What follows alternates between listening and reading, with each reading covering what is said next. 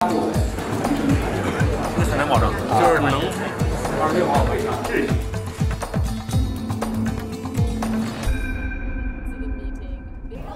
So, John, you've covered some big conferences in China before. You did the Belt and Road Forum, the Boao Forum for Asia, and the G20 in Hangzhou, right? That's true, and you've done BRICS recently, and also you've done a lot of international meetings. So how does the 19th CPC National Congress compare to those conferences for you? I think it's typical of most conferences. You have a kind of ring of steel around the venue.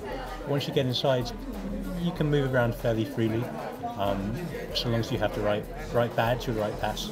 I think here it's less than a G20. It feels less heavy security, but probably more so than Boao, which would make sense.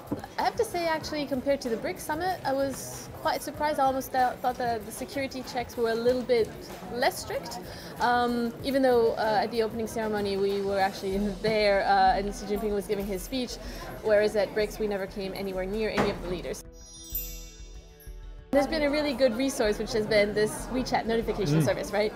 Yeah, that's been fantastic. Every night they've been giving notifications about what's coming up the next day, the press conferences, the group interviews, the goings on in the Great Hall, and so we can plan and we prepare, we know exactly what the schedule is. And that's not an experience I've had before in China, certainly not with new technology. After Xi Jinping's opening speech at the ceremony on Wednesday, they had a printed out copy available to the press straight away, right? Yeah, and that had a lot of positive comparisons with party conferences I've been to in the UK, where after a leader's speech or after a major speech, then immediately be given the speech to the text of the speech to go through and to make notes, and it's very, very helpful.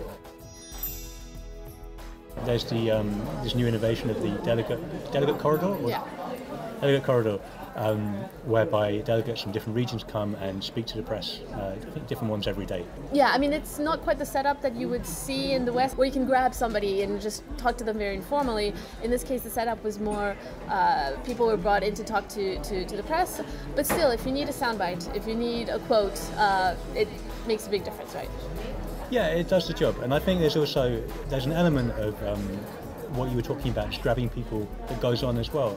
I think maybe it's more for Chinese media because of the language barrier, but I certainly in the Great Hall spotted Chinese journalists swarming around a delegate as they came out of a meeting. I think in these press conferences then we've had access to some quite senior figures. The one I've just been to had the Minister for Environmental Protection talking about a green China, for example.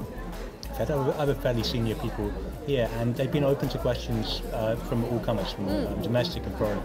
Like you said, ring of steel on the outside, but once you get in, you actually have a lot of access. Yeah, pretty open.